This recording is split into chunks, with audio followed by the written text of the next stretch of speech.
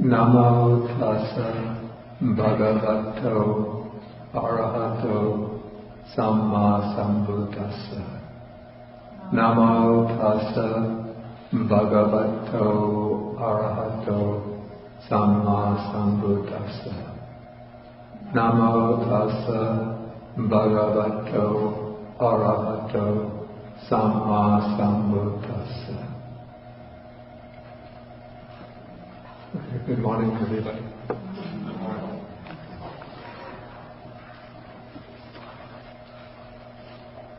Okay, so we will continue from where we left off last time. Okay, we have been discussing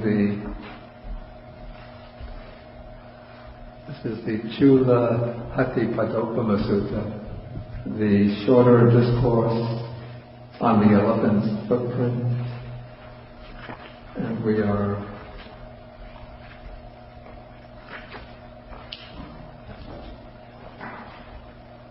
on page 247 of the book.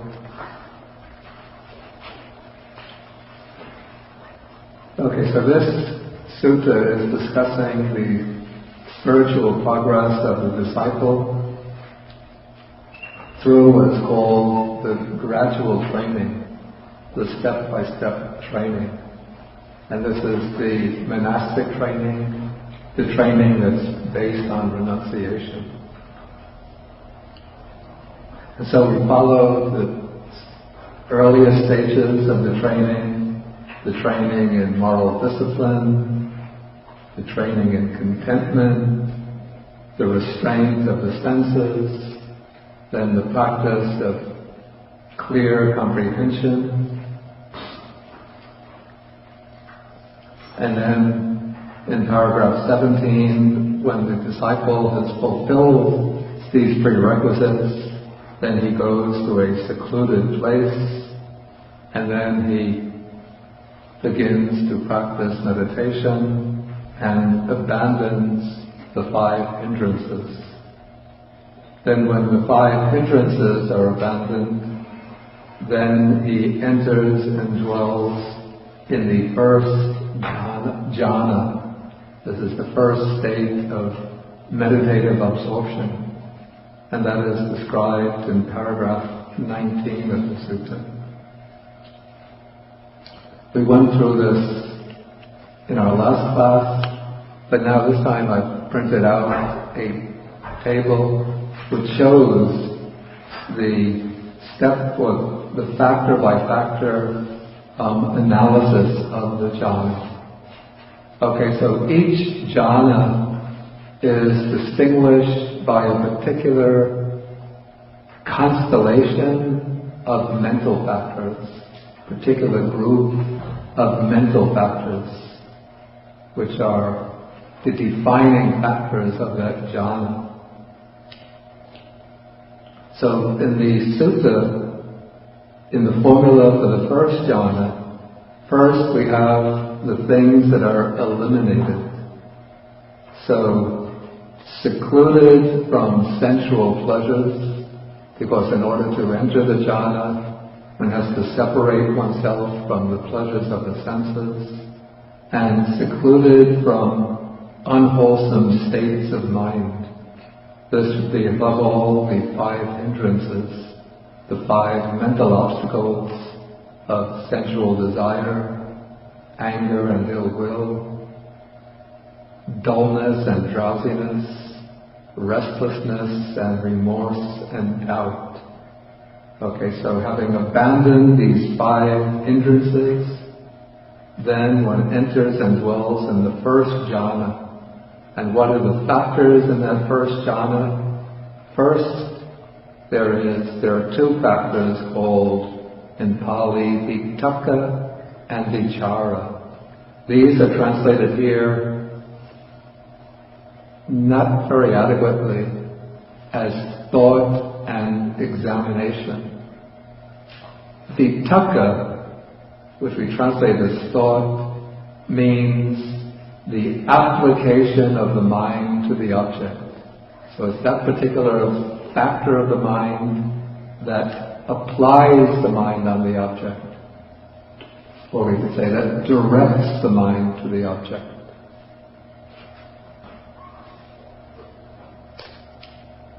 And then vichara, translated examination, is not a kind of reflective, discursive examination of the object. It's not thinking about the object. It's not reflecting on the object. But it's just the quality of mind that examines the object. So we could say it's the factor that sustains the mind on the object. The factor that anchors the mind on the object.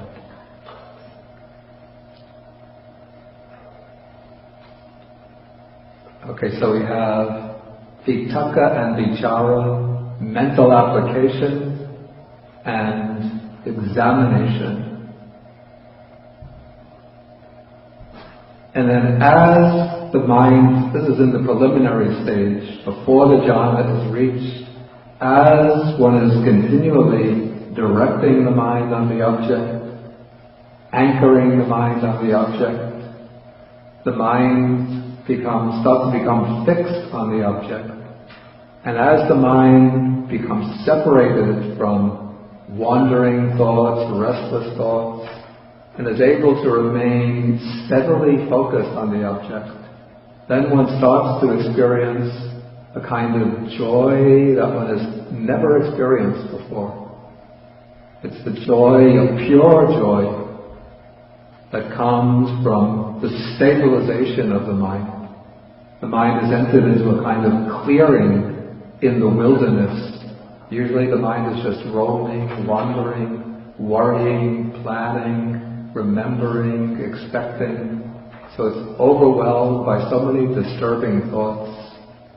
But then, when all of these disturbing thoughts are put aside, pushed away, it's like coming into a clearing in the jungle, an open space of purity, of clarity.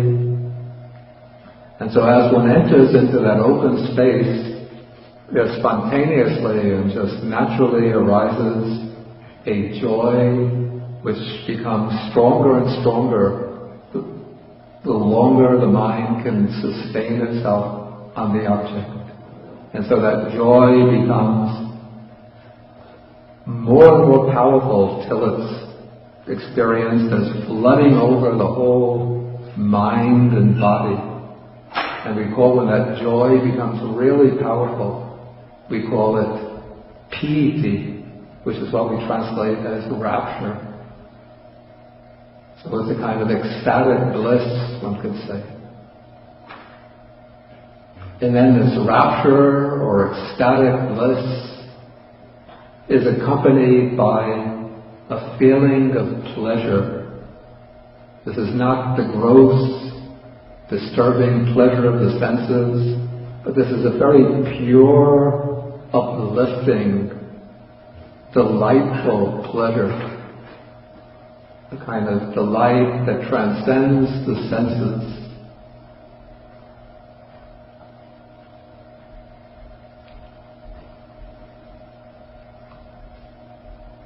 And as the mind is focusing on the object more and more, then it's becoming collected on the object. And that collectedness of the mind on the object, this focusing, steady focusing on the object, this is what we call chittas ekagata, which means one-pointedness of mind, bringing the mind to one point on the object. Okay, so these factors are arising already in the preparatory stage, before one actually enters the jhana. But as these 5 factors become strengthened, then they push the hindrances and the unwholesome states away. And they create this powerful mass of pure bliss and rapture and pleasure that is steadily focused on the object. And when that focusing on the object becomes unshakable, powerful, then it is what we call the first jhana. And then to give some indication of what this jhana is like, in another sutta which I've included here, the Buddha gives a simile. This is on page 251 in paragraph 15.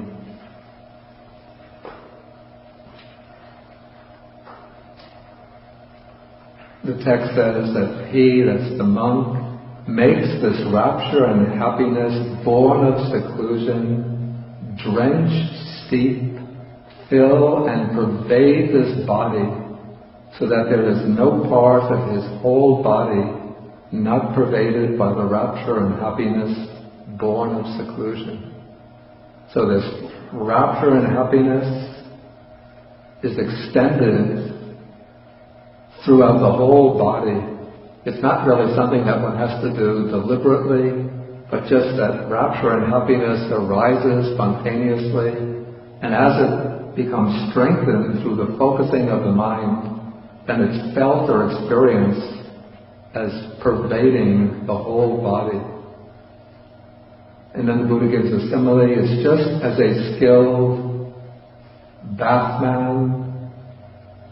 In the Buddha's day, people would go to these bathing places, public baths, and then there would be bath attendants who would mix the bathing. We would now use soap. In those days they didn't have soap, but they made a kind of bath powder.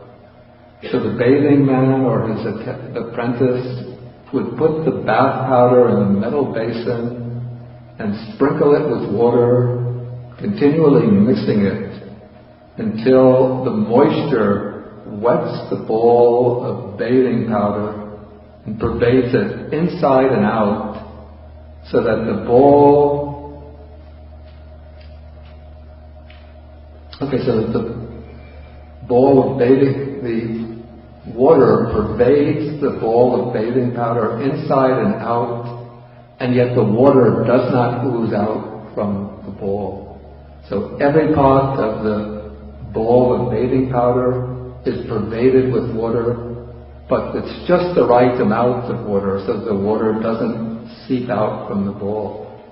And so this meditating monk makes this rapture and happiness born of seclusion pervade this whole body, so there's no part of the body not pervaded by that rapture and happiness born of seclusion.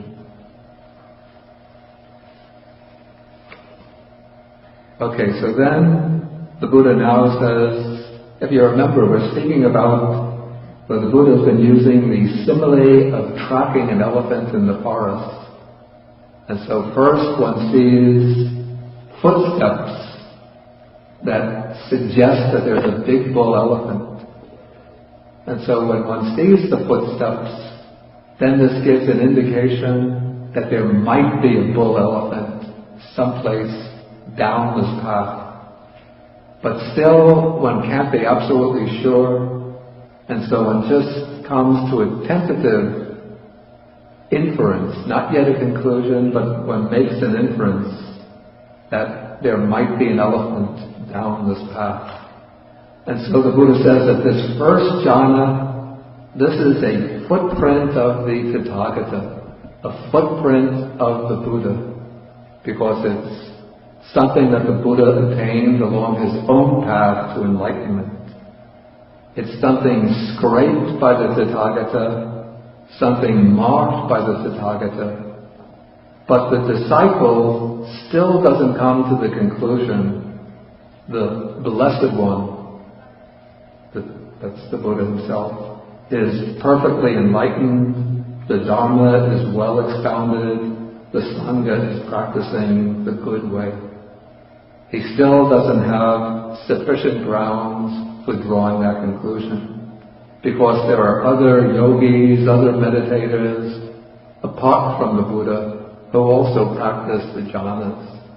And so just by attaining the jhana, one hasn't yet seen the truth that the Buddha has attained. One is just reached a certain milestone along the way. Okay, now the first jhana is only one stage out of 4 along this path of concentration, of developing samadhi.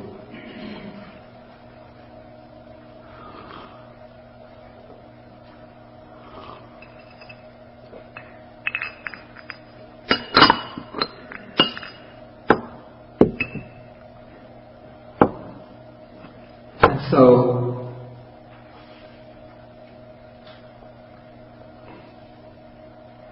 actually, you see, in order to go to gain insight and even enlightenment, it's not necessary to go through all 4 jhanas. But the Buddha himself, in his quest for enlightenment, achieved all 4 jhanas and then based the development of wisdom on the 4 jhanas. And here the Buddha is describing the path that's going to be taken by an arahant who gains all 4 jhanas, and then based on these 4 jhanas, gains the 3 higher knowledges. These are the same knowledges that the Buddha himself achieved on the night of his enlightenment. Okay, so the Buddha now is going to describe all 4 jhanas. And so after achieving the first jhana, this disciple is going to pass on to the next jhana. And the way to do this, it's not actually explained systematically in the suttas, but we find that the commentaries offer the method to advance from one jhana to the next. Okay, after gaining the first jhana, one doesn't go immediately to try to attain the second jhana. But first one has to master the first jhana. This means that one has to attain it frequently. And one has to attain it frequently, and one has to develop one's skills to be able to extend one's stay in the jhana. So when one first attains the jhana, it might just be very briefly, just for a few moments, then one falls out of the jhana. So that's not satisfactory. One has to develop the ability to stay in the jhana for a long time, to extend it to half an hour, maybe several hours. And so one develops this ability to sustain the jhana for a longer period of time, and then to sustain it for precisely the amount of time one wants to remain in it. And so if one wants to stay in the jhana for 1 hour, one doesn't have to set this little alarm that will go off beep, beep, beep after 1 hour. But one could just keep one's clock by the side. One makes the determination, I'm going to stay in this jhana for 1 hour, and then just exactly when 1 hour goes by, one comes out of it.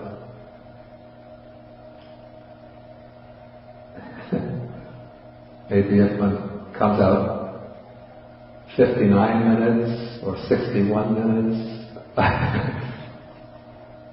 one would have to consider still not yet perfect. But actually in ancient times they didn't have clocks that can measure minutes so precisely, so I don't know. Okay, so one is able to remain in it as long as one wants, to come out whenever one wants. And that one should be able to enter it whenever one wants. So one doesn't have, at the beginning, after one gains the first jhana, to get it again on a later occasion, one might still have something of a struggle at it. But as one continues to practice jhana over and over, then one gains the ability to enter it whenever one wants. So one could just sit down, make the determination, I'm going to enter into the first jhana, and just maybe within a few seconds, one goes into the jhana.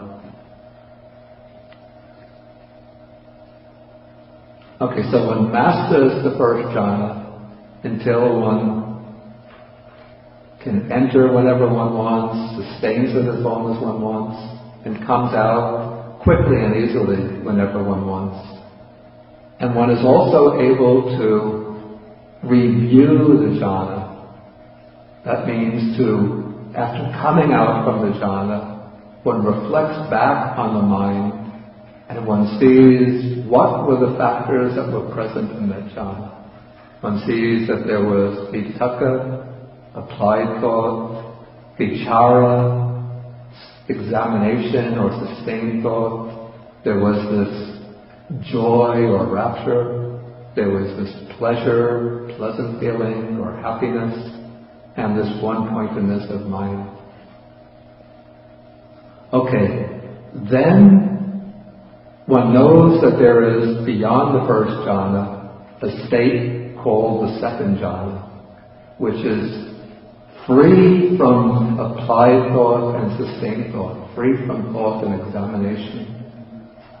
And one realizes that even though this jhana, first jhana, is a very happy state, very joyful state, very pleasant state, but still, we could say, compared to ordinary consciousness, it's a very pleasant, blissful state.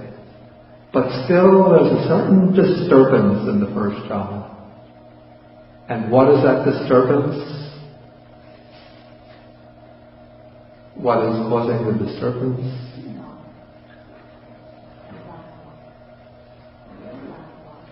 Only applied thought? Right.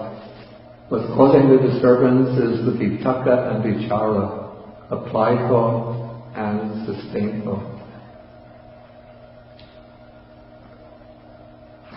And here, applied thought and sustained thought, they don't have the function of thinking the way we ordinarily think. But still, they do a certain amount of work of directing the mind to the object, sustaining the mind on the object. And so that work is something of an effort which disturbs the mind. And one considers that the Buddha speaks about a state beyond the first jhana, called the second jhana, in which there's no applied thought and sustained thought, no vitakka and vichara. That state should be more excellent, more sublime than the first jhana. Okay, so then one goes on practicing the meditation with the intention, the determination to gain the second jhana. Okay, then one strengthens the factors, and then as the factors get strengthened, then vitakka and vichara drop away. Here we're in paragraph 20. Again, with the subsiding of thought and examination, vitakka and vichara, upastama, they subside, they settle down. He enters and dwells in the second jhana, which has internal confidence. I think that's not a good translation. I'll come back to that. Which has internal confidence and unification of mind without vitakka and vichara, without thought and examination. And it has rapture and happiness born of concentration.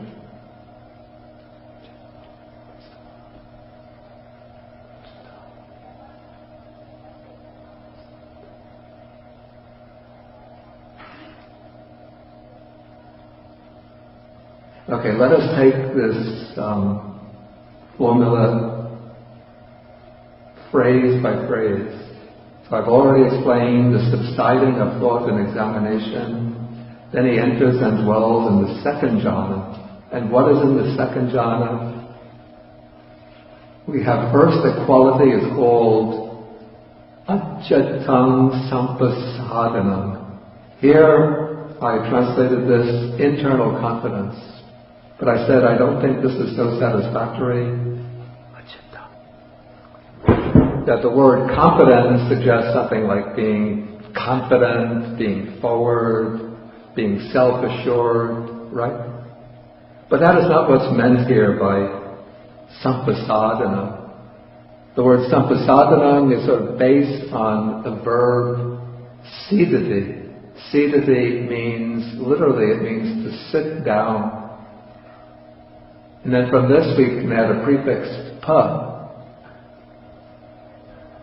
So when we have pasidati, sometimes it gives the sense of trust, placing trust, having confidence in somebody, but it also suggests the idea of settling down, becoming still, becoming quiet. And then the prefix sam just reinforces this idea. It gives a sense of fullness.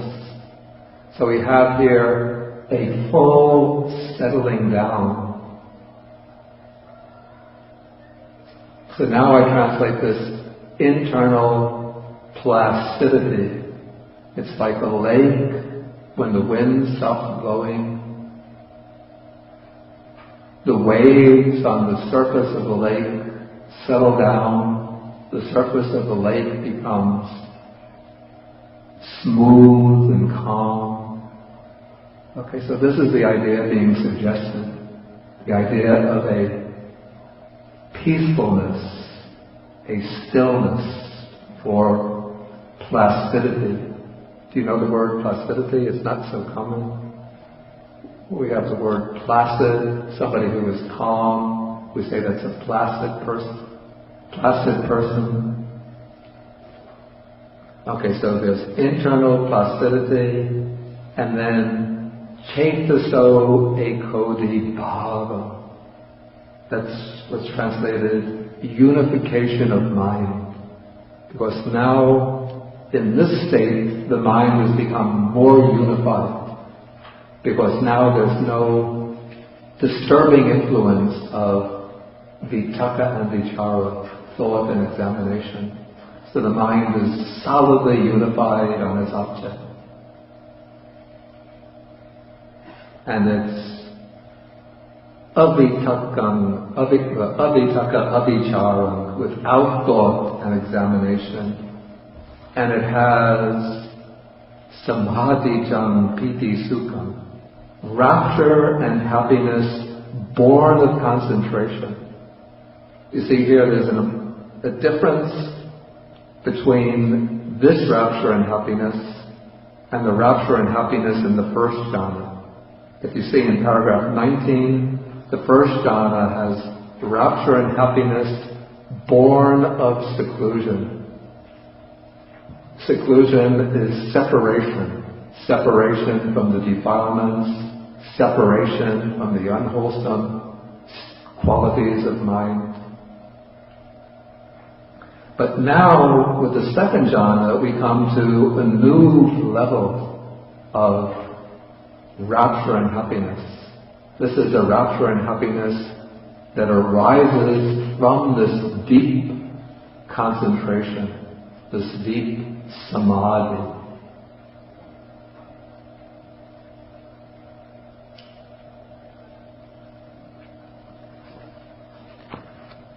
And then we have the beautiful simile for this. Again on page 251. In paragraph 16. Now the yogi, the meditator, he takes this rapture and happiness born of concentration and he extends it throughout the whole body, so that there's no part of this whole body that's not pervaded by that rapture and happiness born of concentration. Then comes the simile. It's just as if there were a lake whose waters welled up from below. That is, there must be some kind of springs beneath the lake. and there's no water flowing into it from any kind of river or stream from any of the four directions. And then there's no showers of rain coming, but maybe this is a lake in New Mexico or Arizona, a dry region. But there's this font of water below the lake, and all of the water in the lake is coming from that fount of water, which is constantly flowing into the lake. Okay, and so the cool fount of water welling up in the lake would make that cool water drench, steep, fill, and pervade the lake. And so there would be no part of the whole lake that's not pervaded by this cool water. And so it's as if this rapture and happiness is swelling up from a font deep within the mind, and then it's flowing out through the mind, pervading the whole body. So that even from the tips, from the top of the head to the soles of the feet, to the fingers of the hand, everything is pervaded by this rapture and happiness.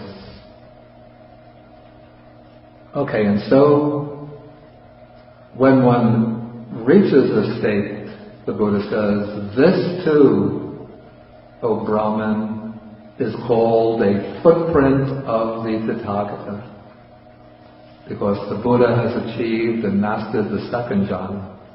But still the disciple doesn't come to the conclusion that the teacher, the Blessed One, is the perfectly enlightened Buddha.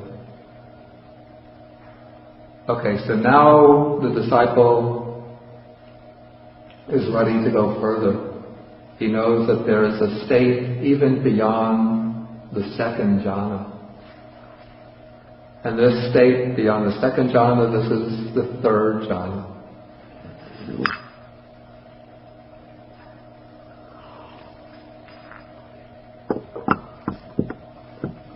And how does the third jhana arise? Okay, in the first and second jhana, we have two mental qualities which have been joined together. These two qualities are piti and sukha, that is, rapture and pleasure, or rapture and happiness. And the two are very closely associated. So whenever there is rapture, whenever there's joy as a kind of mental pleasure, mental happiness is joy, there's also this feeling of pleasure, this pleasant feeling. This is sukha, what we call happiness, pleasure or happiness. Okay, so these two are very closely connected. However, this joy or rapture, even in the second jhana, is still something of a disturbance, because bound up with this joy, there's a certain element of excitement. It's not perfectly calm, but we could say there's a certain exhilaration or a certain ebullience or jubilation bound up with joy. Whenever, say, you get some good news, maybe if you get a promotion at your job or a raise in your salary, then you feel joy, right? And so the joy makes you happy. But if you examine that joy, you see there's something of a disturbance, something with even a little bit of an agitation tied up with that joy. Okay, so in the second jhana, there's no agitation, no restlessness. It's a very calm, peaceful state. But still, that joy or rapture is leaning a little bit in the direction of agitation, excitement, ebullience. And so if one could just show that joy to the door, throw it out the window, and keep the pleasure, keep that happiness, that would be a much more enjoyable state, a much more blissful state. And one knows, because we have heard it from the Buddha, that there is a state called the third jhana, in which joy is abandoned, joy is eliminated, but pleasure and happiness remains. Pleasure or happiness remains. Okay, so now, after mastering the second jhana, the yogi wants to make the effort to gain the third jhana. So he reflects on this drawback or defect in joy, its connection with excitement, agitation, exhilaration, and one reflects that it would be much better to achieve the third jhana, the state without rapture or joy. Okay, so then the meditator begins to practice strengthening his mental faculties, and then when these faculties mature, then, okay, we come to paragraph 21.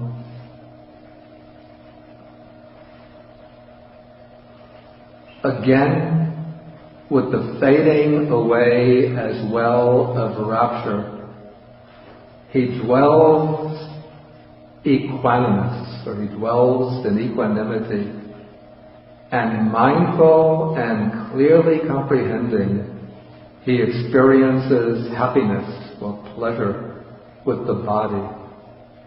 That is, he enters and dwells in the third jhana, of which the noble ones declare he is equanimous, mindful, one who dwells happily. Okay, so taking this in phrase by phrase, first we have the necessary condition for entering the third jhana. That is the fading away, the disappearance of rapture, piti, joy. Then, when rapture fades away, now a new quality is mentioned for the first time. Actually, three qualities are mentioned. Upekkako viharati. He dwells equanimous. So here we have the new quality mentioned is upekkha.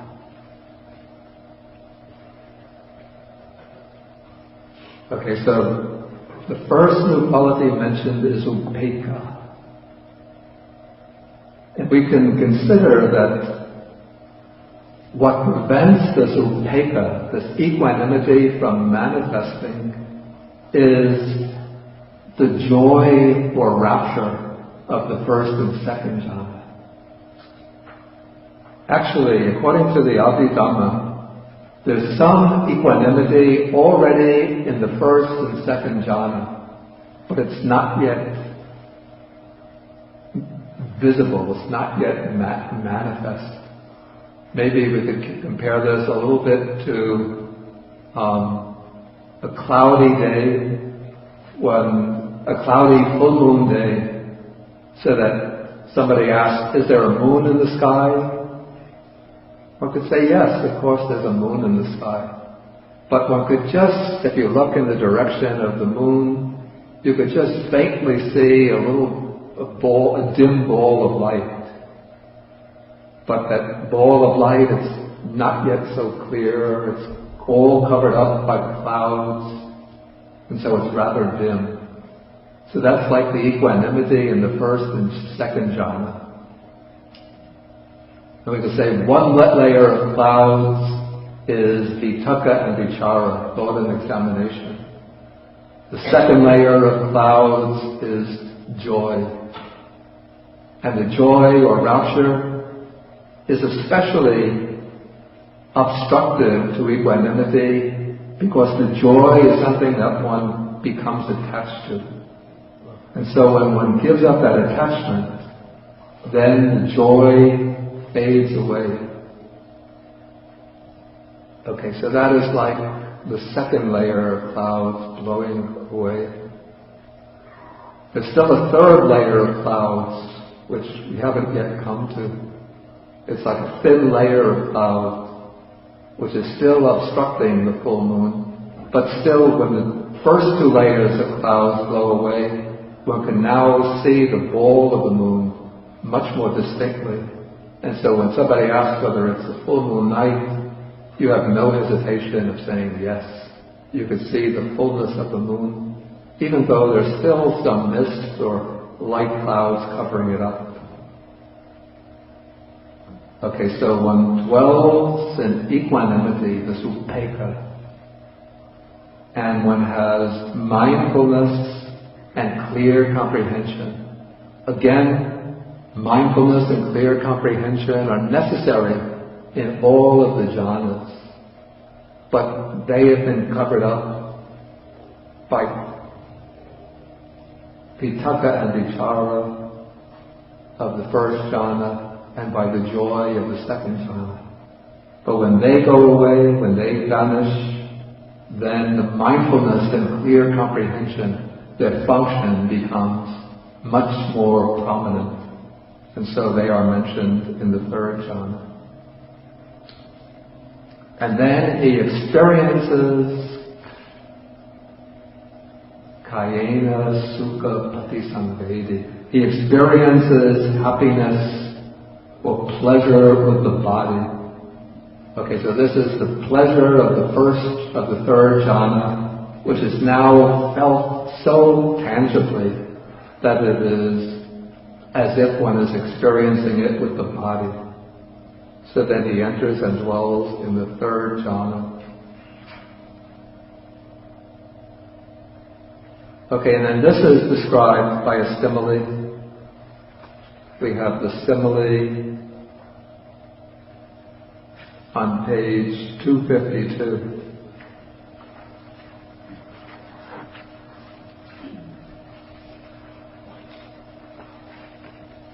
Okay, first to show how this third jhana is experienced, the text says, he makes the happiness, this is paragraph 17 on page 252, about the fifth line down. He makes the happiness divested of rapture, a happiness which is free from rapture. He makes this happiness drench, steep, fill and pervade this body, so that there is no part of his whole body not pervaded by the happiness divested of rapture, the happiness free of rapture. Then comes the simile. Suppose there is a pond of blue, red, or white lotuses. In the Orient, we have lotuses, flowers, or some are actually water lilies of different colors, blue, red, white. Okay, some lotuses are born and grow in the water, and they thrive immersed in the water without ever rising above it. So they even blossom in the water, underneath the water. And then that cool water drenches, steeps, fills and pervades them all the ways from the flower down to their tips and their roots, so that there is no part of those lotuses not pervaded by the cool water. And so in the same way, the meditating monk makes this happiness free of rapture drench, steep, fill and pervade this body. So there's no part of the body not pervaded by that happiness free of rapture.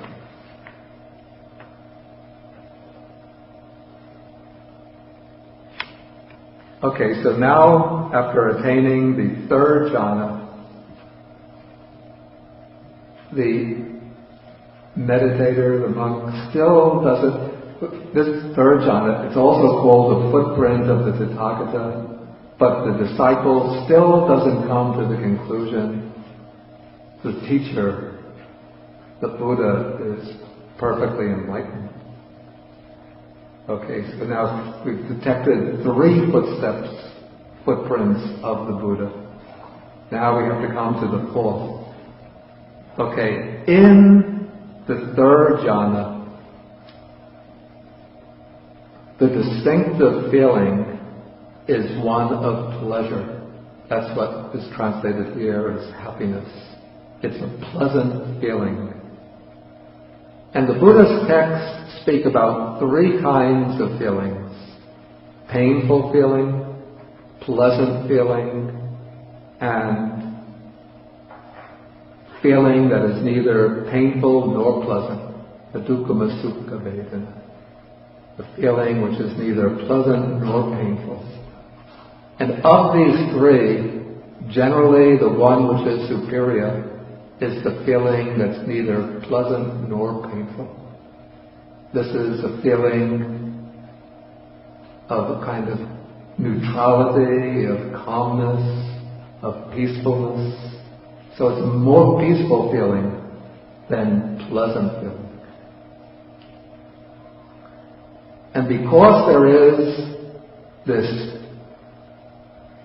peaceful feeling, which is neither pleasant nor painful, there is a state of samadhi, a state of concentration, in which the pleasant feeling of the third jhana is replaced by the feeling which is neither pleasant nor painful. And that state is called the 4th jhana. And so the meditator who wants to achieve the 4th jhana first has to master the 3rd jhana in the way I explained, so that he can enter it, remain in it, emerge from it whenever he wants.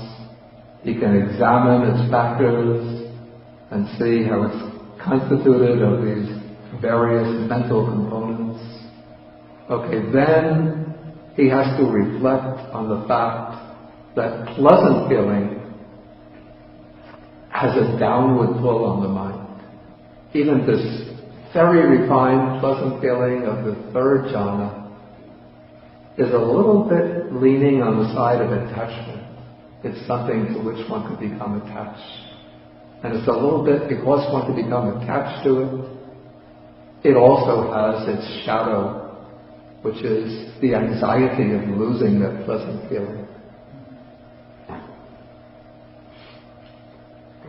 And so one reflects that if I could achieve this 4th jhana, in which there's no pleasant feeling, but rather this very refined, very subtle, neither pleasant nor painful feeling, then that would be a more sublime, a more excellent, a more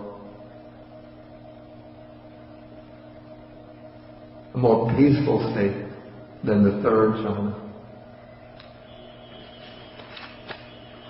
Okay, so then, having made the determination to obtain the 4th jhana, the meditator practices, strengthens the mental faculties, and then when the mental faculties are all strong enough, then we come to paragraph 22, explaining how he gains the 4th jhana. Okay, again, with the abandoning of pleasure and pain. Actually, pain was already eliminated long ago. The only feeling that remains in the 3rd jhana is pleasure. Now pleasure is abandoned. Okay, and with the previous passing away of joy and dejection. So this joy and dejection, they were eliminated earlier. So in the third jhana, the only feeling that remains is one of pleasure. But in order to show how the fourth jhana has a feeling which is beyond pleasure and pain, beyond joy and dejection, all four of these feelings are now brought in, mentioned here, as things that are eliminated. Okay, so with the abandoning of pleasure and pain, with the previous passing away of joy and dejection, he enters and dwells in the fourth jhana. And what is in the fourth jhana?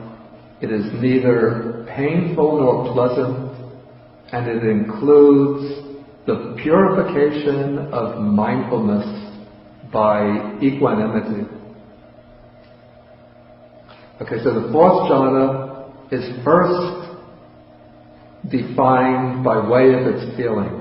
The feeling is neither painful nor pleasant. And then it includes the purification of mindfulness by equanimity. Upekkha Sakti Parisuddhi.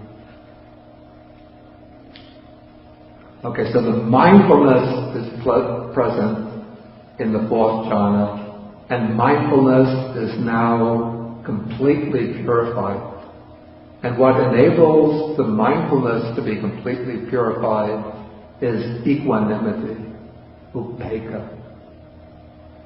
Okay, now I mentioned just a few minutes ago that we could compare this equanimity in the third jhana to the full moon, which is covered over by a thin layer of mist or a light layer of clouds. What is that mist or light layer of clouds? What is it? Right, it's the pleasant feeling. So that pleasant feeling and equanimity, they can coexist. But the pleasant feeling is somewhat inimical to equanimity. It's pulling in a different direction. It's pulling away from equanimity. And so for this reason, though the equanimity is present in the third jhana, but it doesn't stand out prominently. But now, with the attainment of the fourth jhana, the pleasant feeling has been blown away. What has blown it away? The wind of neither pleasant nor painful feeling, neutral feeling. Okay, so now that equanimity is there, very pure, very strong. So we have in the third jhana, in the fourth jhana, neither painful nor pleasant feeling. We have this purified mindfulness, and we have this very strong, very prominent equanimity. Okay, so the Buddha says, this too is a footprint of the Tathagata. We would say that this is called the footprint of the Tathagata. But even the fourth jhana, as peaceful, sublime as it is not yet the state of enlightenment. It doesn't involve any realization of truth. It's just the concentration of the mind. Okay, so one cannot yet come to the conclusion that the Buddha is perfectly enlightened. To do this, one has to gain insight into the truth.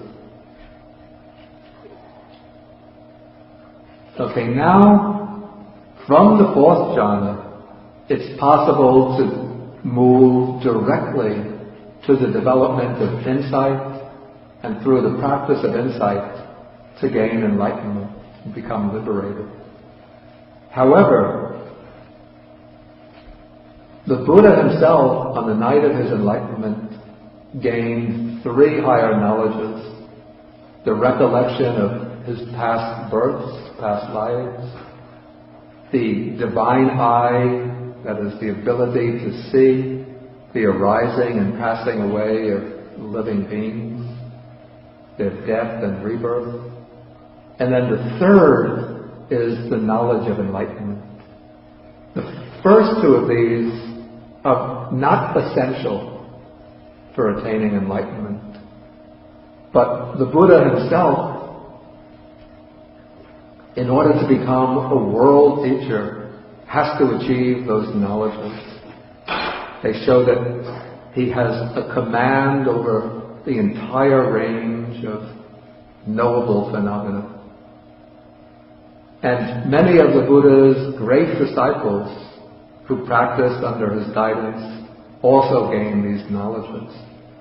And so these are the special distinctive arhats. They're called the Tevijja, which means the ones with the three superior knowledges.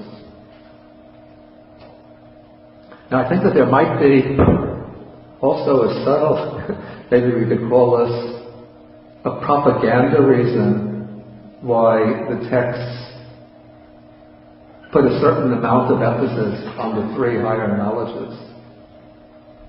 Does anybody have any idea what the propaganda reason might be?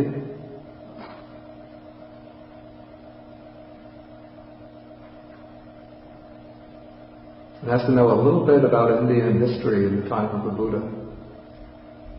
Well, let's say about Indian religious history in the time of the Buddha.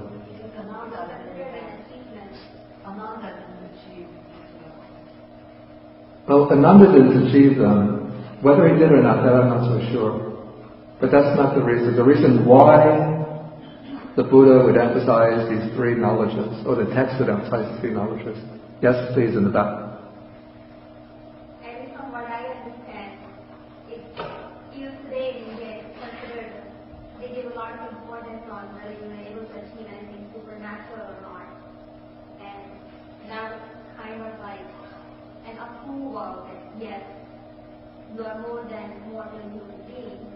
Okay, it's a very good guess, a very good answer.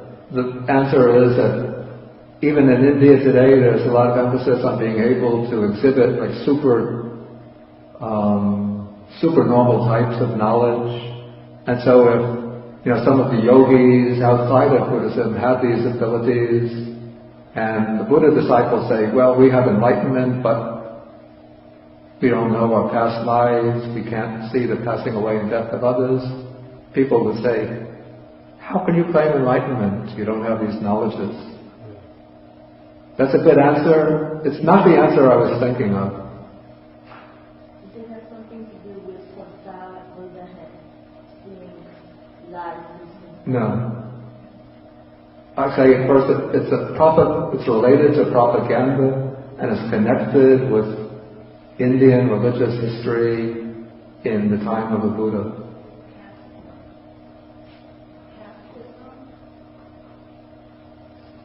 She said the caste system. Not exactly, there was a little bit, let's say it's getting warm. It's not exactly the caste system. They had at that time the word born in India. Yeah.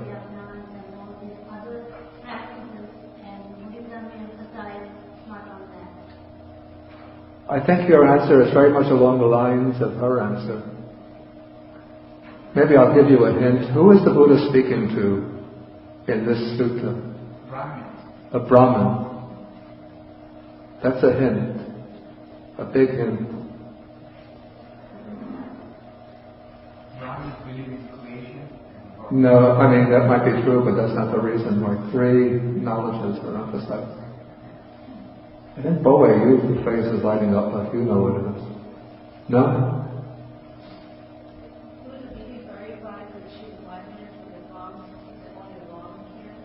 The Brahmin what? only the Brahmins can, but would it be everybody to achieve enlightenment? No. Okay, maybe I'll have to tell you.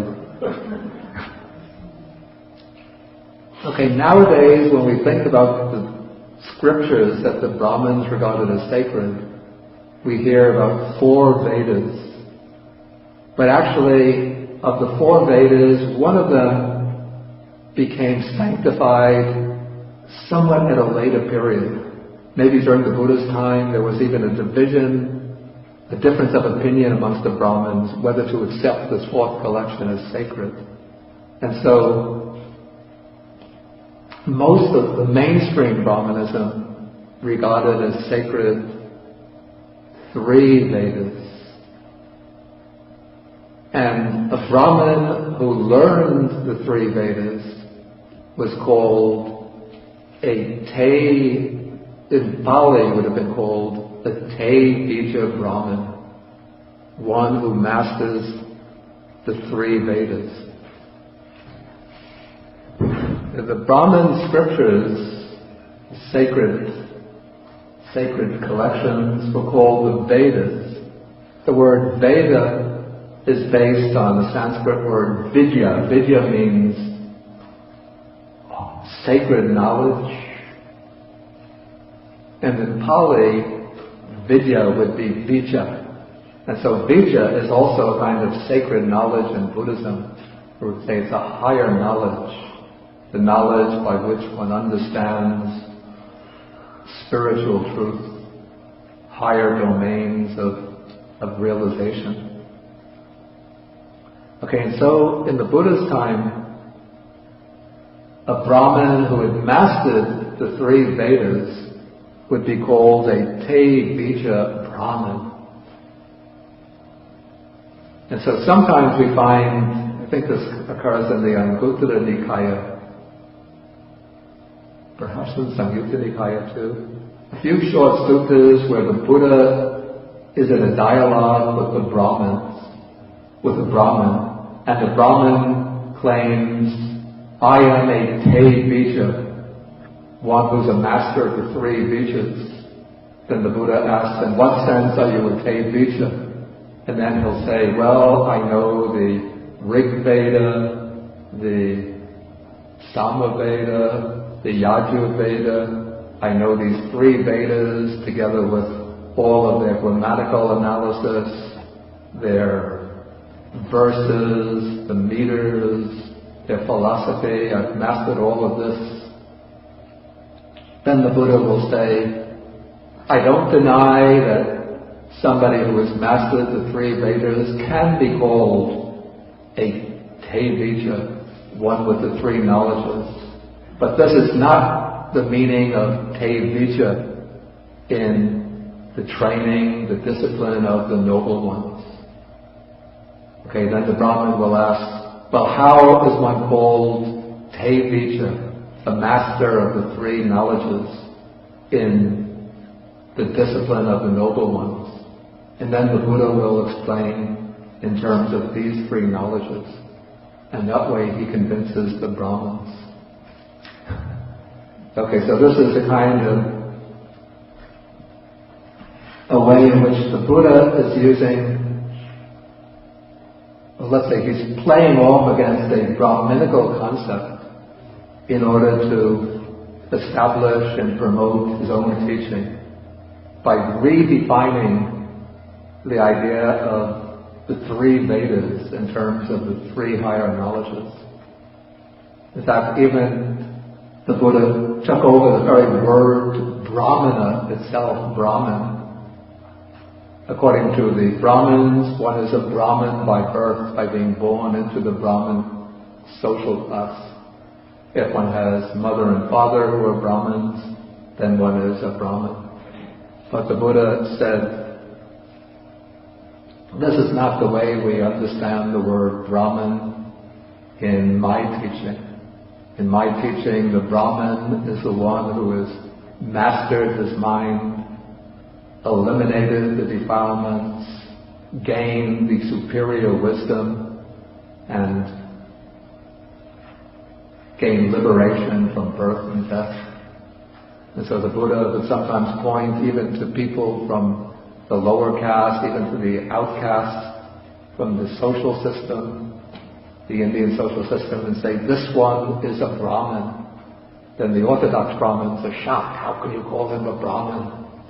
He used to be a garbage collector. He's not a Brahmin, he's an outcast.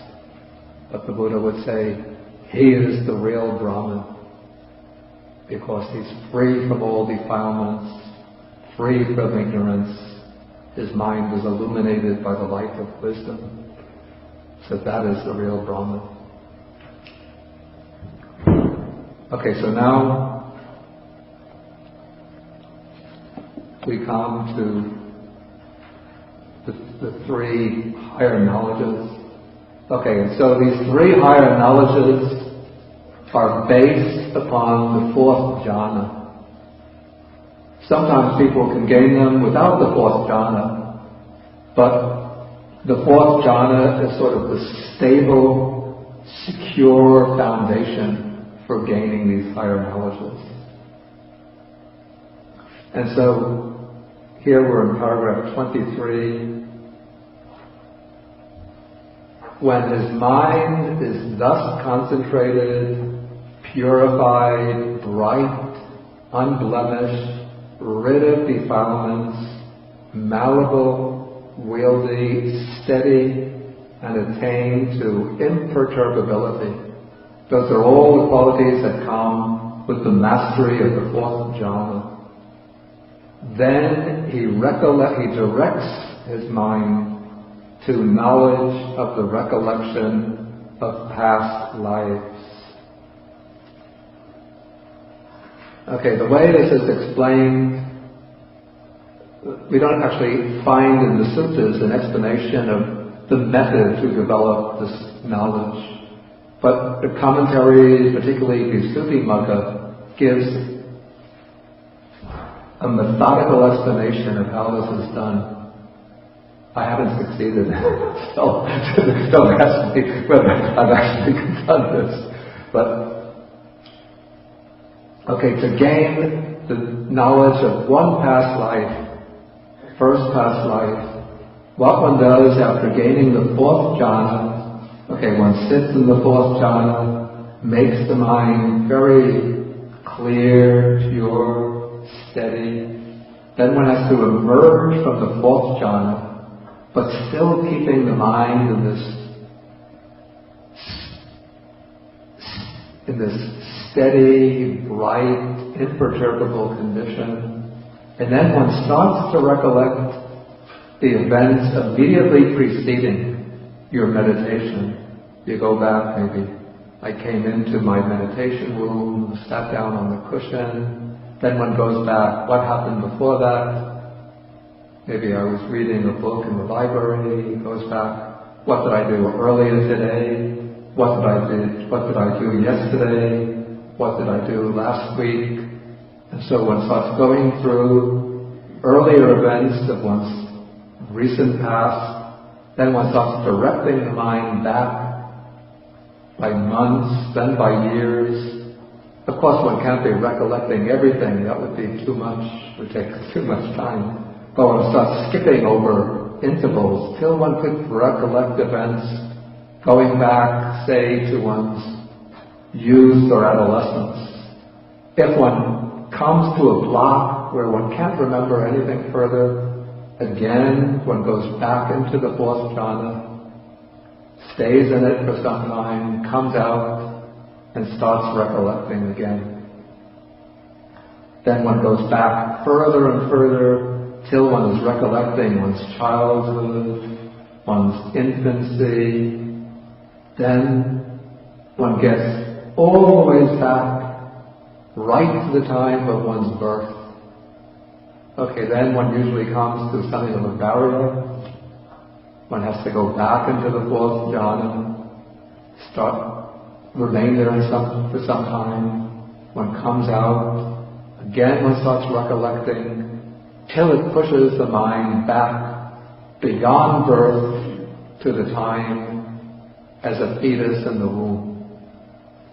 One is recollecting the time in the womb just before birth, then one pushes the mind back further, further, further. Again, whenever the mind becomes cloudy, one goes into the fourth jhana, sharpens the mind, comes out, pushes back further, further, further, until one comes to a stone wall. What is that stone wall? The moment of conception in the womb. So that is the big barrier. So then one has to go back into the fourth jhana, make the mind really strong and sharp, and start with determination, pushing against that stone wall. Let me recollect beyond conception, beyond conception.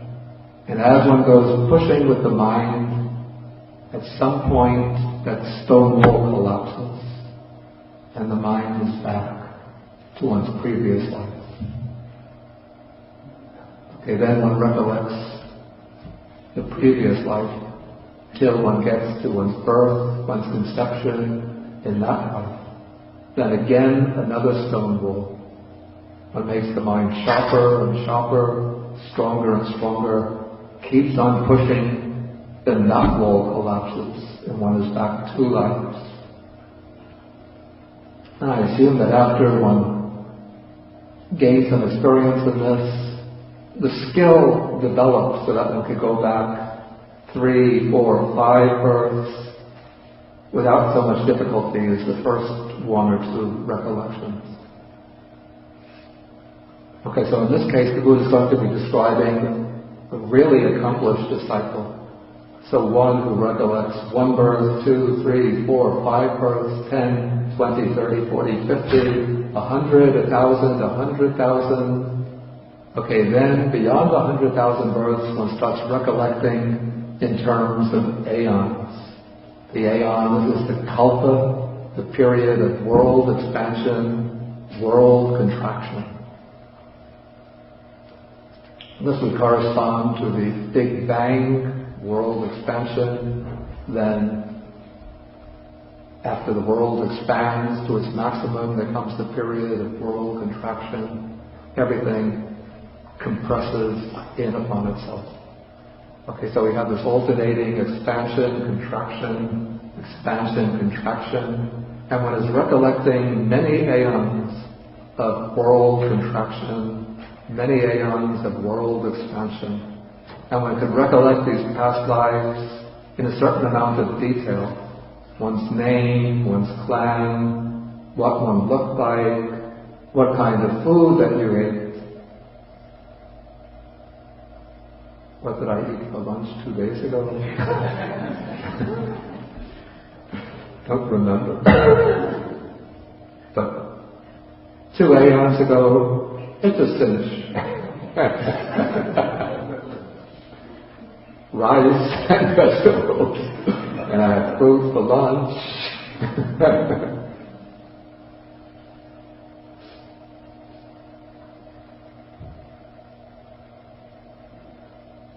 And mint tea for my evening drink.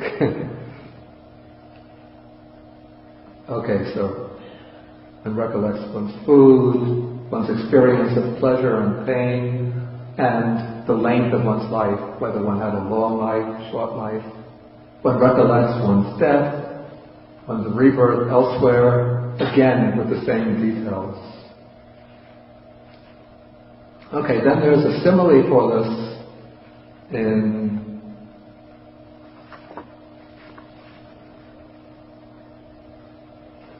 this is page 252. You can read the simile on your own, but the simile is quite sensible. It just illustrates recollecting previous lives. Okay, then that is the first higher knowledge, which is also called a footprint of the Tathagata. But even after gaining this, the disciple doesn't come to the conclusion that the Buddha is a fully enlightened one. Okay, now the second higher knowledge. This is called the knowledge of the passing away and rebirth of beings. And it's acquired through the use of a special faculty that is called the divine eye. Okay, so one uses this divine eye, according to the Visuddhimagga and the commentaries, to gain the divine eye. One takes as the meditation object the light, a ball of light. And one meditates on that ball of light to make the mind very bright. And when one makes the mind very light, then one can direct the mind with that light from that inner light, one could direct that outward through mental determination in order to perceive events taking place in the minds of other beings in this realm of existence, and also what's taking place in other realms of existence.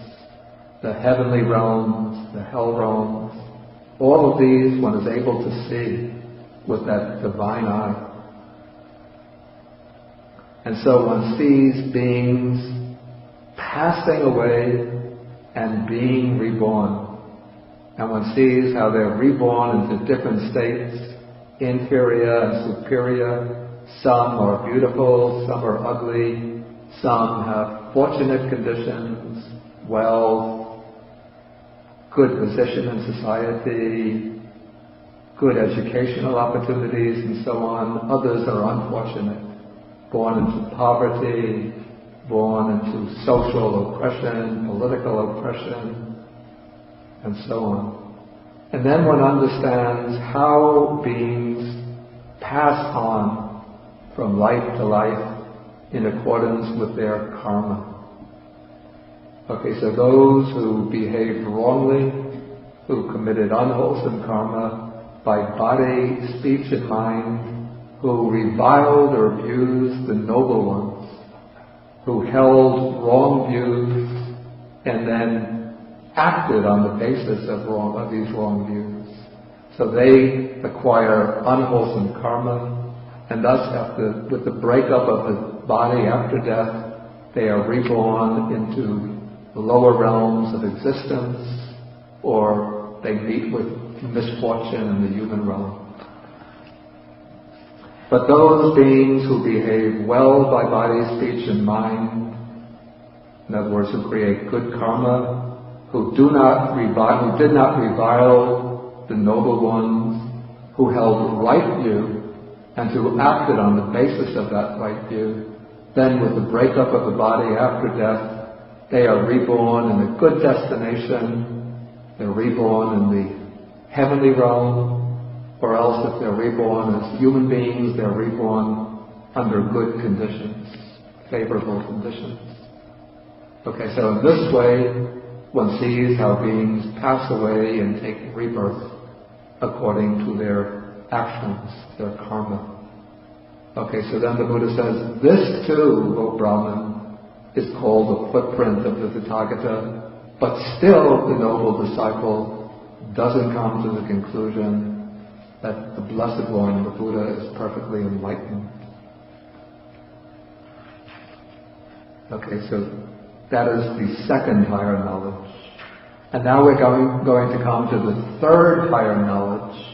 This is the knowledge which brings liberation, which destroys all of the bonds and the fetters and brings liberation.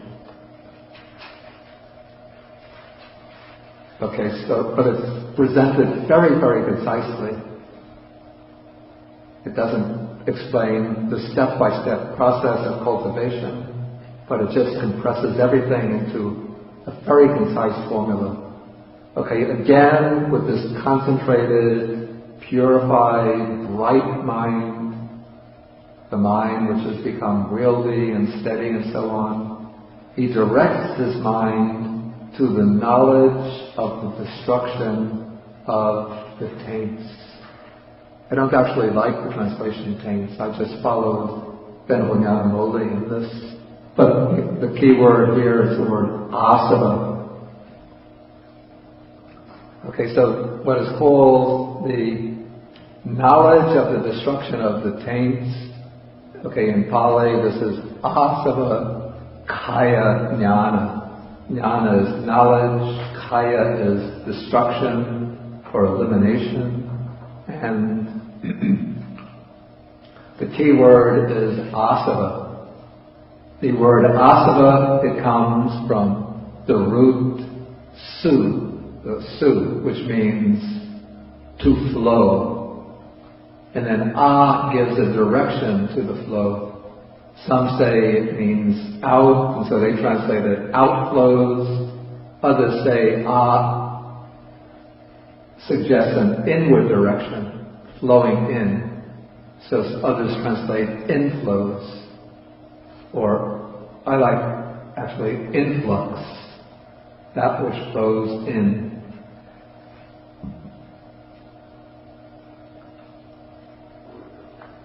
And what is meant by the asavas are three defilements that we could call them maybe the driving mechanism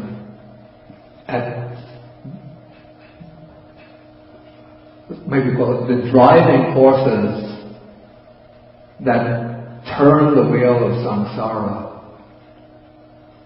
The driving forces that cause the wheel of cyclic existence to turn from life to life. And these three very basic, or I call them primordial defilements, are sensual craving, craving for existence, and ignorance.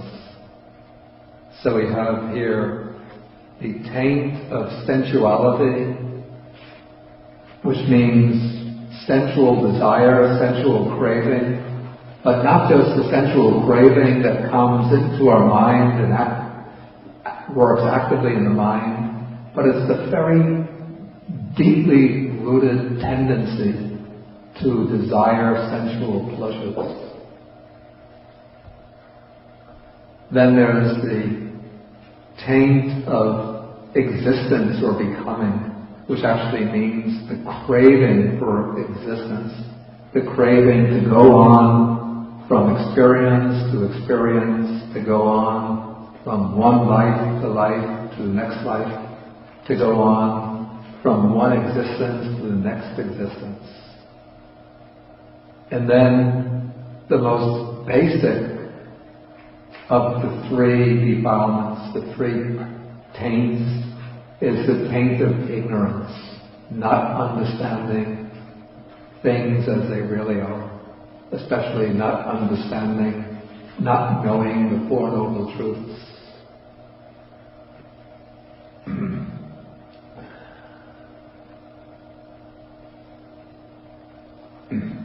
Okay, so to gain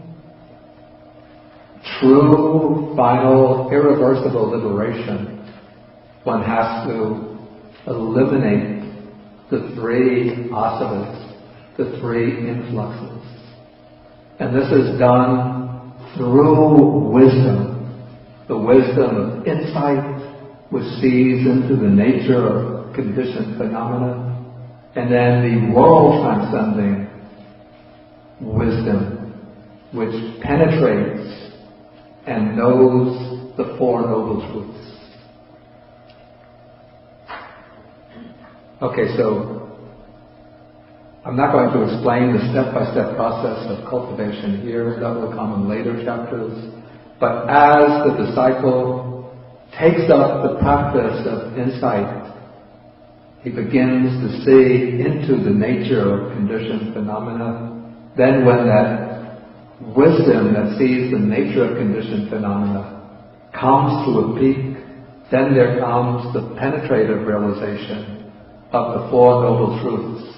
One knows as it really is, this is suffering, this is the origin of suffering, this is the cessation of suffering, this is the way leading to the cessation of suffering. And then one understands the same pattern in regard to the taints themselves. One understands these are the taints, this is the origin of the taints, this is the cessation of the taints, this is the way leading to the cessation of the taints. Okay, so one knows that the noble truth of suffering, one knows that craving is the cause or origin of suffering, one knows that with the elimination of craving, there is cessation of suffering, and one knows the Noble Eightfold Path as the way to the cessation of suffering. Okay, so then the Buddha says, this too, Brahman, is called a footprint of the Tathagata, something scraped by the Tathagata, something marked by the Tathagata, but the noble disciple still has not yet come to the conclusion. The Buddha is perfectly enlightened, the Dhamma is well expounded, the Sangha is practicing the good way. But now the Buddha uses a variant on the previous passages. He says, rather, he is in the process of coming to this conclusion. I think it's attako nitam gacchati. So nitam gacchati.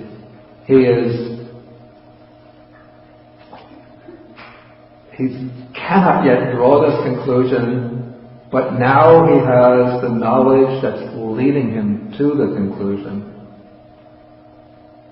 Okay, but now the Buddha continues.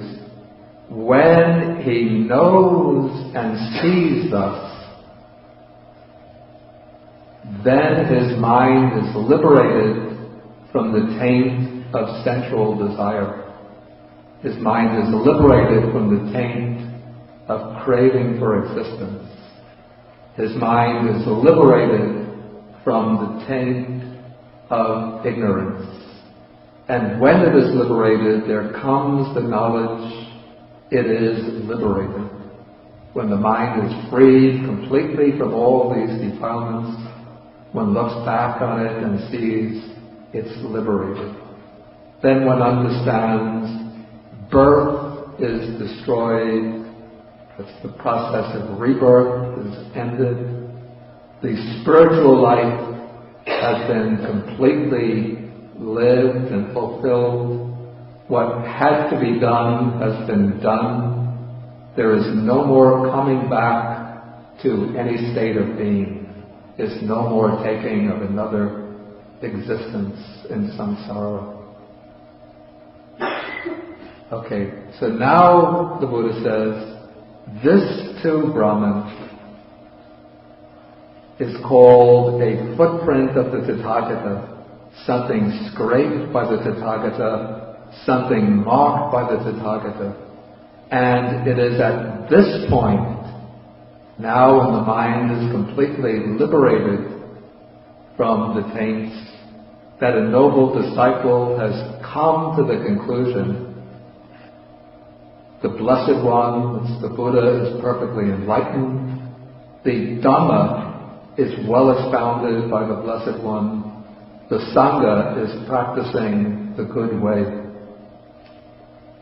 And then the Buddha says, it is at this point, Brahman, that the simile of the elephant's footprint has been completed in detail.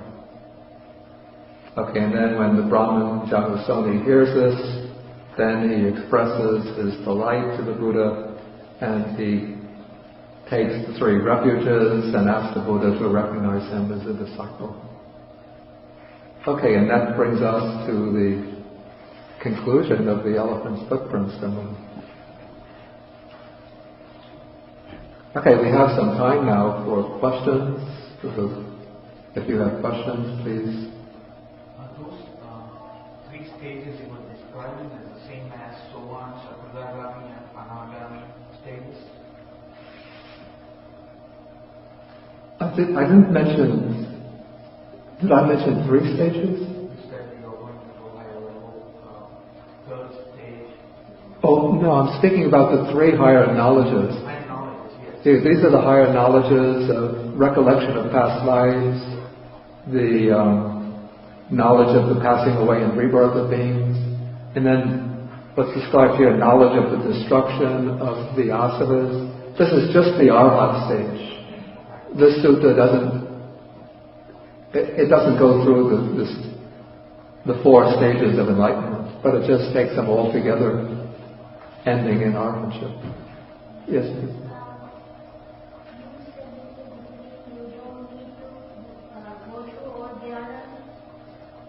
Yeah, it's good. There was another microphone for people asking questions. Maybe we should pass that around.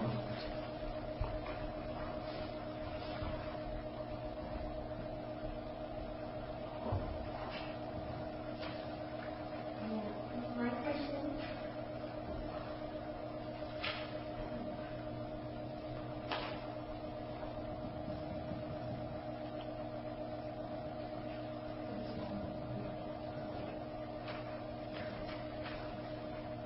My question is, you said in the beginning, Buddha went through 4 jhanas, Yeah. but it doesn't have to be that way. Okay, she asked, I said that the Buddha went through 4 jhanas, but it doesn't have to be that way. Is that the case? Yeah. Okay. Yeah, this is the way.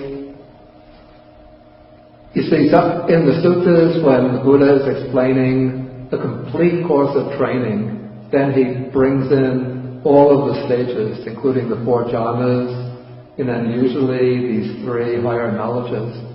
But some other suttas explain how one could go from the first jhana directly to development of insight, and from there to even to arhatship. Or one could do it based on the 2nd jhana, 3rd jhana, 4th jhana.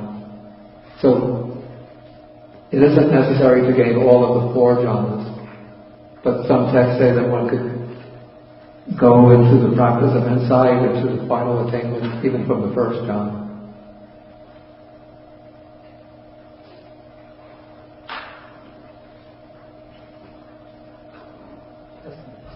Okay, that's Suki there. The recording needs to stop and start again. It's all? It needs to be off and on, otherwise it won't be long enough. The tape is not long.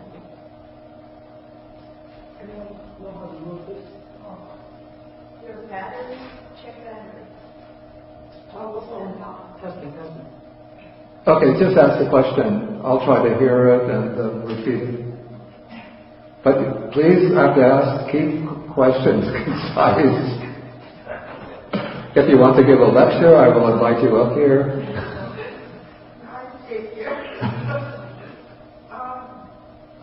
Could you explain the sequence of in first jhana, the vichara, the sustained thought, and the one pointedness of mind?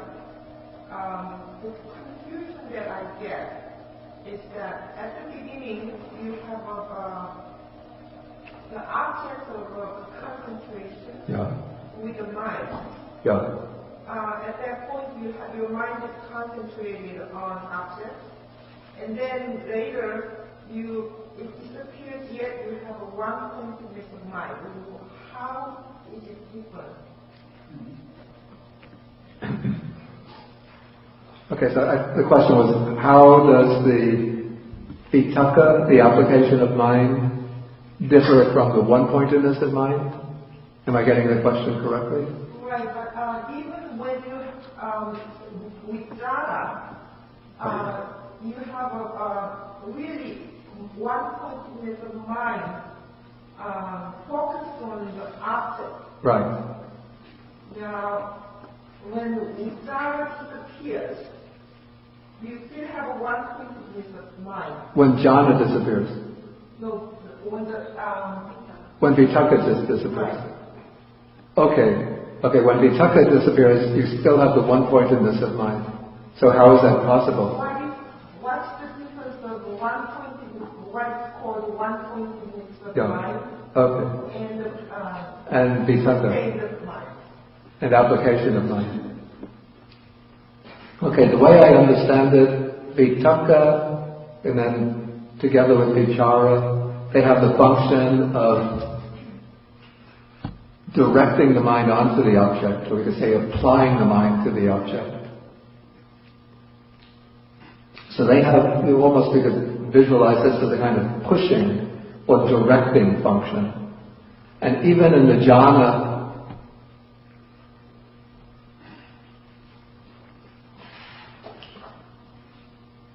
even in the jhana, they still have goes much lighter in the jhana, but still is function of directing the mind onto the object, of pushing the mind onto the object, and vichara has the function of anchoring the mind onto the object.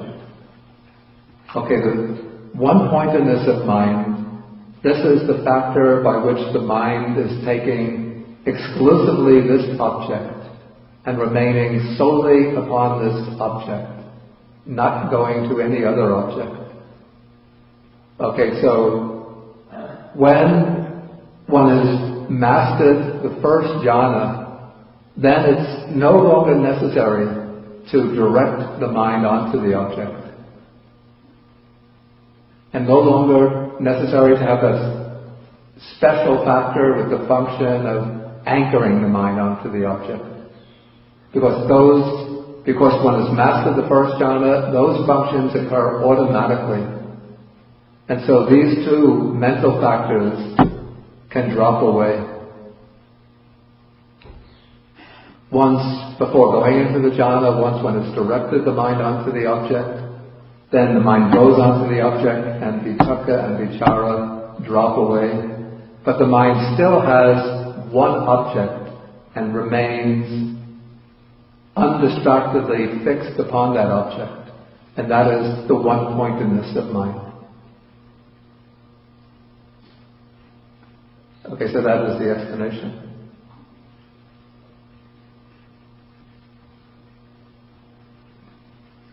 You mentioned in talking about the three higher knowledges that maybe they were spoke about, developed, advocated for propaganda purposes. I'm just wondering, that's right. I would say propagational purposes. Oh, propagational purposes. Okay, maybe you could even call it a little bit of propaganda. Okay. The distinction matters to my question. I did think you said propaganda before, Yeah. suggesting that Buddha and his disciples really wanted to promote his teachings. So, assuming the word propaganda is correct, I was wondering if that applies especially to the first and second higher knowledges, Yeah. and whether or not they were propaganda. I mean, I'm asking this question as a Westerner. What do I make of this? First higher knowledge that the Buddha could go back and see his life for eons. Yeah. It's just sort of difficult to accept for me. To be able to try and square this with neurophysiology now, you can't do that. The brain's not developed in a fetus. I'm just trying to square all of this. How is this even possible? Now, I'm coming at this from within a Western context. Okay, how is it possible? Maybe phrase your question more precisely. Oh, okay, sure. To be able to do that would imply complete disassociation between consciousness and the material body. Okay. And I guess to the Western that's hard to embrace. I wonder if you can comment on that any further. I mean, even looking within a given lifespan and looking at it or tracing it back to its moment of conception is at odds necessarily with contemporary science. Yeah. Is there any way to square that? I would think not. Okay. Is there any way then, let's say, because contemporary science shows us a close connection between mental processes and physiological processes, and that mental processes are dependent upon a particular neurophysiological apparatus, then when one switches from life to life and acquires a different neurophysiological apparatus, how is it possible to recollect events that took place in the earlier lifetime? Is that the question? That is it. I think you can confine that within a given lifespan and also say, how could one recollect the period of time one was an embryo? Yeah. Or a very early developing fetus? Yeah, because the brain and nervous system are not developed.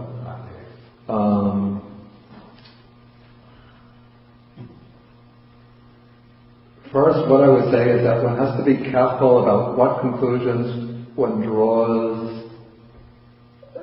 One has to be very cautious about labeling certain conclusions as being scientific or established by science. Okay, what science shows is that there is a very close correlation between mental processes and physiological processes. To jump from that to the conclusion that all mental processes are absolutely dependent upon physiological processes, and that transferring from one physiological apparatus to another negates the possibility of recollection, that is going I have to say, it's going beyond the evidence of science to draw a conclusion which is based upon a metaphysical dogma, which is that all mental processes are invariably dependent upon a particular neurophysiological apparatus.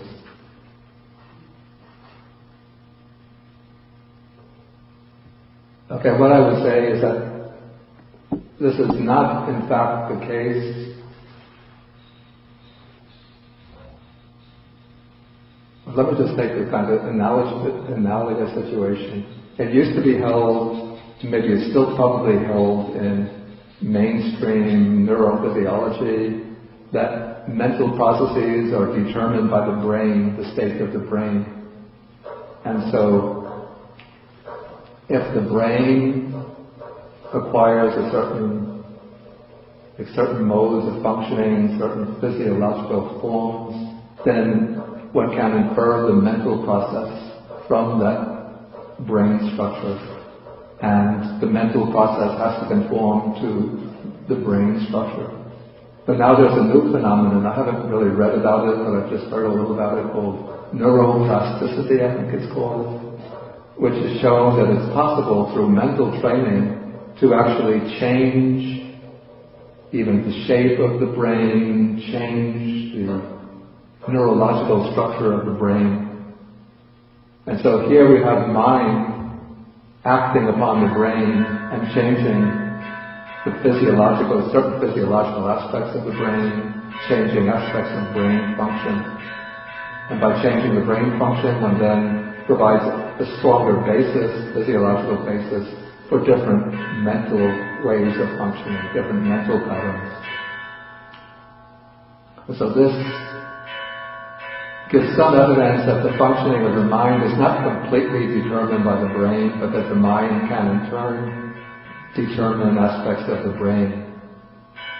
Okay, this is something which is still pretty clear. Stop it.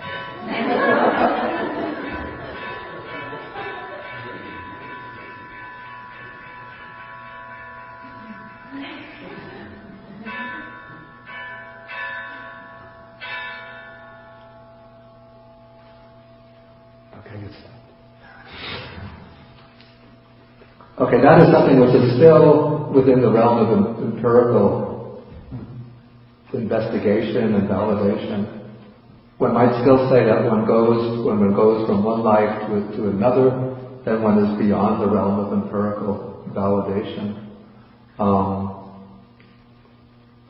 But what we would say from a Buddhist point of view is that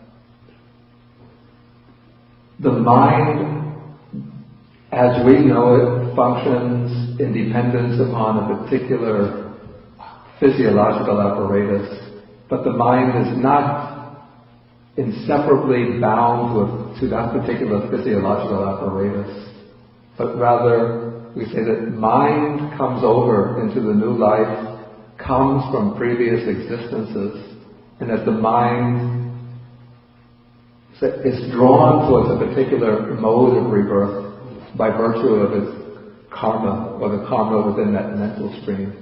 So it's the past karma that directs the mind stream of the deceased person to a particular physical organism which is common to being, which will become the new person.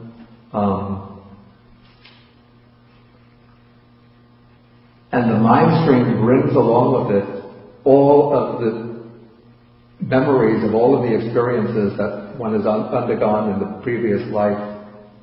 Okay, once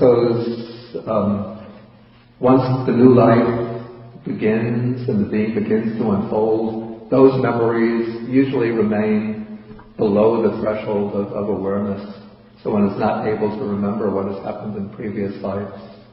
There seems to be a protective reason for this, because if one didn't have this oblivion to what happened in past lives, one would be just overwhelmed by memories and couldn't function effectively.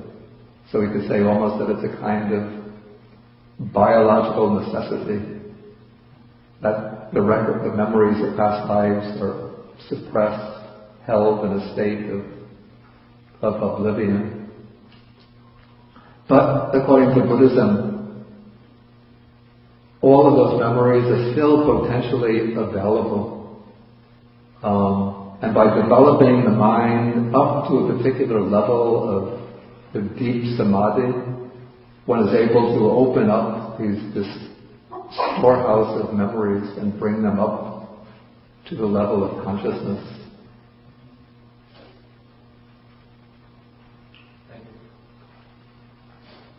Okay, let us take way in the back there. Related, how would genetics then fit in, and how would spontaneous mutation fit into this? Okay, how does genetics fit in and Spontaneous mutation. I didn't catch it. Spontaneous mutation. Spontaneous mutation. Like, a child is born disabled, or the child has something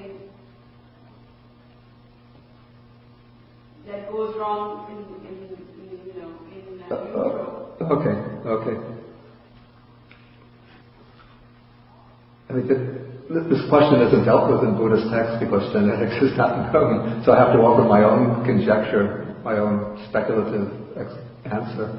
What I would say is that genetics is the physical field through which karma is able to operate. That genetic transmission provides the physical conditions through which a mind stream, which is coming from a being who has passed away, is able to actualize its potentials.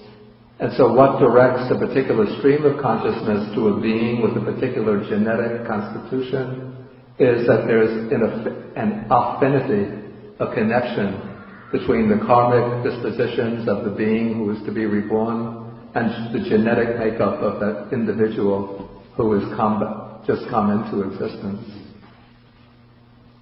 Okay, if there is a mutation, say, which is bringing about a certain defect in the physical organism, which will impede its way of functioning, generally that will be reflecting an unwholesome karma created in the past. If that defect creates some suffering for the newborn being, some disability, we could trace that to an unwholesome karma.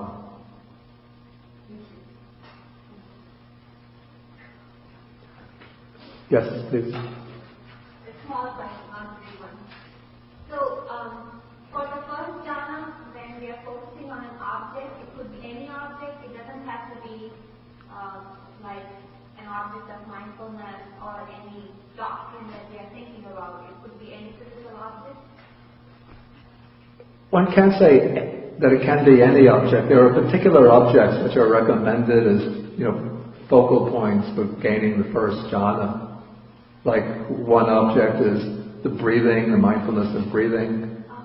Yeah, another is what are called kasinas. These would be discs which represent one of the four elements: earth, water, fire. There's an air kasina. I have to say I don't know how that can be used for developing jhana, but it's said to be the case. Or colored kasinas.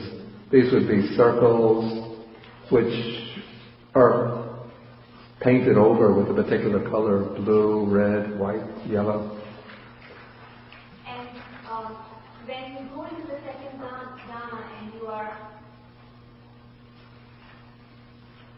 your focus, is that state a state of thoughtlessness? There are no thoughts in the mind? Yeah, in the jhana, there's no thinking the way we ordinarily know of thinking. Thoughts arising and passing away, thinking about this, thinking about that. Now, the jhana, even though I use this word thought for vitakka, but it's not thinking about something the way we ordinarily know of it. But vitakka there has the function simply of directing the mind onto the object or applying the mind onto the object. Okay, thank you. And this is not just theoretical. If somebody actually works on it, they can attain jhana. Say again? This is not just in the book. If somebody really works on it, they can attain jhana. Yes, of course. Yeah, of course. These are not in the books. These are, not just in the books. These are states that can be achieved through. Generally, it has to be very diligent, very strenuous practice. And it's not to be done quickly. It usually takes a long time. Okay, we'll take one question and we'll have to end. How does concentration lead to insight? This is a question I'm not going to deal with at this point, because that will be what we take in the next chapter and the chapter after that. That's a big question in itself. Okay, so now we'll end the class, the main part of the class, but I will go for the lunch there. If you want, I think you can also go for lunch. And then I'll come back here at 12 o'clock and we'll have a half an hour question and answer period.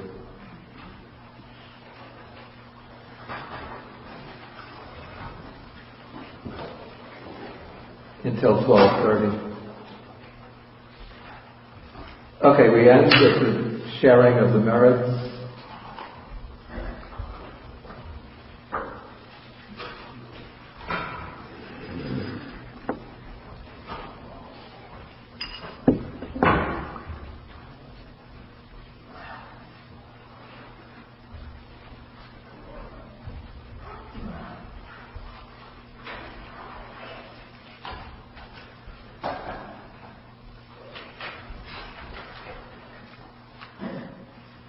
Okay, we end with sharing of the merits.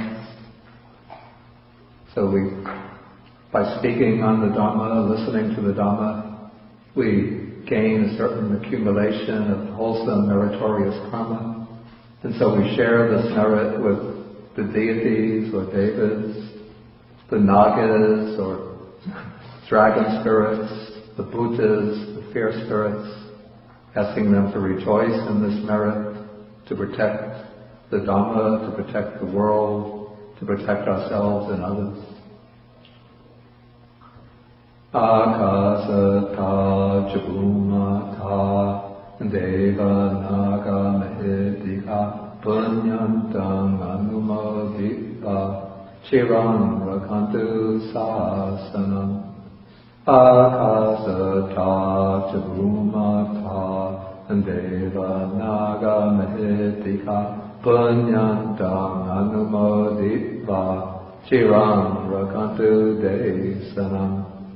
Akasata Jabhumata Deva Naga Mahedika Punyantang Anumoditva Chiram Rakantu Mankaram. Etavata Amhe Sampadam Punya Sampadam Sade Deva Anumodantu Sabba Sampati Siddhya Etavataja Amhehi Sampadam Punya Sampadam Sade Bhutanumodantu Sabba Sampati Siddhya Etavataja Amhehi Sampadam Punya Sampadam Sabbe Sata Anumodantu Sabba Sampati Siddhya Bhavagupadaya Adichi Etato Etantare Sadakai Upapanna Rupya Rupisha Asanya Sanyino Dukha Pamuchantu Pusantu Ni